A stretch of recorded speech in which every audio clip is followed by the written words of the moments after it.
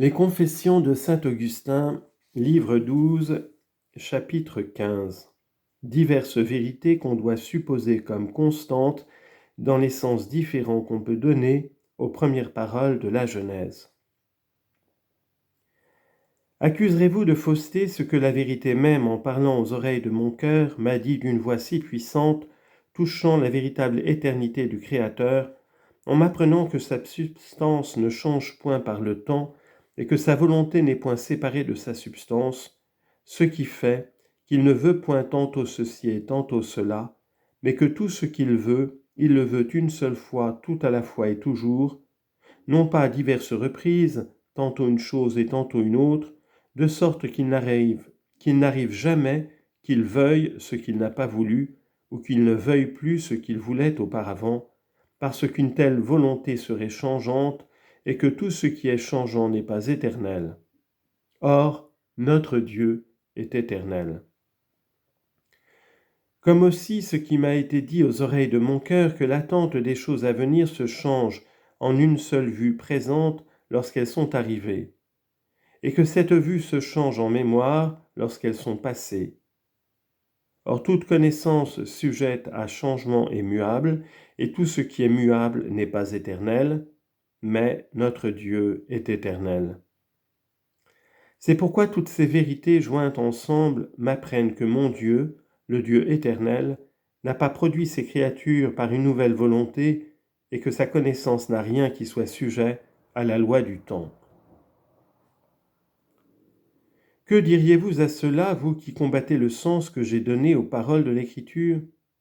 Ces choses sont-elles fausses ? Non, disent-ils. Quoi donc ?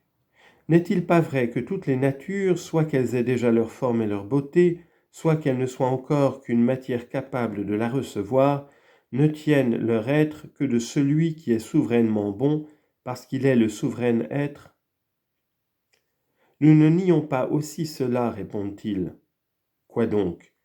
Voulez-vous nier qu'il y ait quelque créature si élevée et si unie par un chaste amour au vrai Dieu et au Dieu véritablement éternel, qu'encore qu'elle ne lui soit pas coéternelle, elle ne se sépare et ne se retire jamais de lui pour tomber dans les changements des temps, mais se repose toujours dans l'heureuse et parfaite contemplation de sa seule nature divine ? Car vous aimant, Seigneur, autant que vous le commandez, vous vous montrez à elle, et vous remplissez ses désirs d'une telle sorte qu'elle ne se détourne jamais de vous, non pas même pour se tourner vers soi-même. C'est là la maison du Seigneur, qui n'est ni terrestre ni céleste, c'est-à-dire de la nature de ces cieux visibles et corporels, mais qui étant toute spirituelle, et participant à votre éternité, demeurera à jamais sans le moindre déchet et la moindre défaillance. Vous l'avez établie pour tous les siècles des siècles. Vous avez ordonné qu'elle fût ainsi, et rien ne peut abolir votre ordonnance. Elle ne vous est pas néanmoins coéternelle, mon Dieu, parce qu'elle n'est pas sans commencement, puisqu'elle a été créée. Il est vrai néanmoins que nous ne trouvons point de temps qui la précède, selon ce qui est dit dans votre écriture, que la sagesse a été créée avant toute chose. Je ne dis pas, mon Dieu, cette sagesse qui vous a pour Père, qui vous est entièrement égale et coéternelle, par laquelle toutes choses ont été créées, et qui est le principe par lequel vous avez fait le ciel et la terre, mais je parle de cette sagesse créée, qui est une nature intelligente, et qui, par la contemplation de votre lumière, est toute lumière, car elle porte aussi le nom de sagesse, encore qu'elle soit créée. Mais autant qu'il y a de différence entre la lumière qui illumine et celle qui est illuminée, il y en a autant entre cette sagesse qui crée et celle qui est créée. De même que la justice qui justifie est bien différente de celle qui est un effet de la justification, car nous sommes aussi nommés votre justice, puisqu'un de vos serviteurs dit que le Christ s'est fait pécher pour nous, afin qu'en lui, nous devinssions la justice de Dieu. Il y a donc une sagesse qui a été créée avant toute chose, à savoir ces esprits et ces intelligences célestes qui composent votre ville sainte, cette ville qui est notre mère, selon votre apôtre, qui est la femme libre dont nous sommes les enfants, et qui est éternel dans les cieux.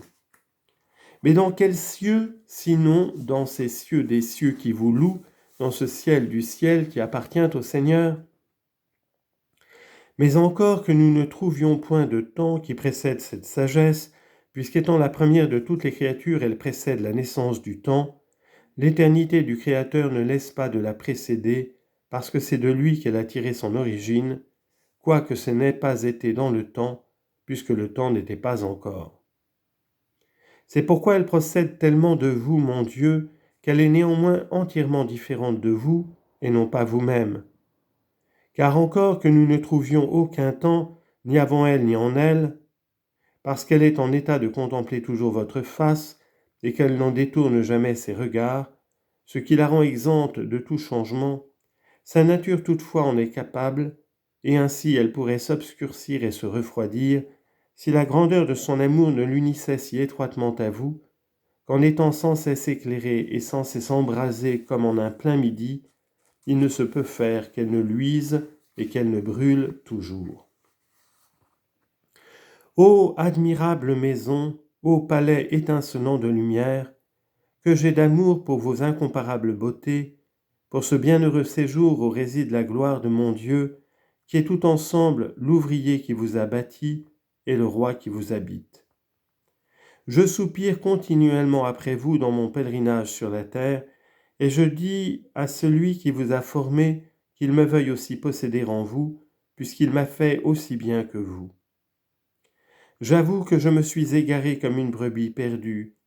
mais j'espère que mon pasteur, qui est celui-là même qui vous a créé, me reportera sur ses épaules dans votre éternelle demeure. Que dites-vous maintenant, ô vous à qui je parlais, qui combattez l'intelligence que je donne aux paroles de Moïse, et qui croyez néanmoins qu'il a été un fidèle serviteur de Dieu, et que ses livres sont les oracles du Saint-Esprit? Cette ville sainte, composée des esprits bienheureux, n'est-elle pas la maison de Dieu? Je ne dis pas coéternelle à sa divinité, mais éternelle dans les cieux, autant qu'elle est capable de l'être, et ne serait-ce pas en vain que vous chercheriez en elle les changements que le temps apporte, puisqu'il est impossible de les y trouver, ce qui a pour félicité une union stable et permanente avec Dieu, étant au-delà de l'étendue et de la durée des siècles qui coulent sans cesse? Elle l'est, répondent-ils. Qu'est-ce donc que vous voulez accuser de fausseté de toutes les choses que mon âme a dites, en s'écriant vers mon Dieu, au même temps qu'elle entendait au-dedans de soi une voix intérieure qui lui racontait ses louanges? Est-ce que j'ai dit que la matière première était informe, qu'où il n'y avait point de forme, il n'y avait aucun ordre, qu'où il n'y avait aucun ordre, il n'y avait aucune révolution de temps, et que toutefois cette matière qui n'était presque qu'un néant, en tant qu'elle n'était pas tout à fait un néant, ne pouvait être que par celui dont tout ce qui est tire son être, quel que soit l'être qu'il puisse avoir? Nous ne nions pas cela non plus que le reste, répondent-ils.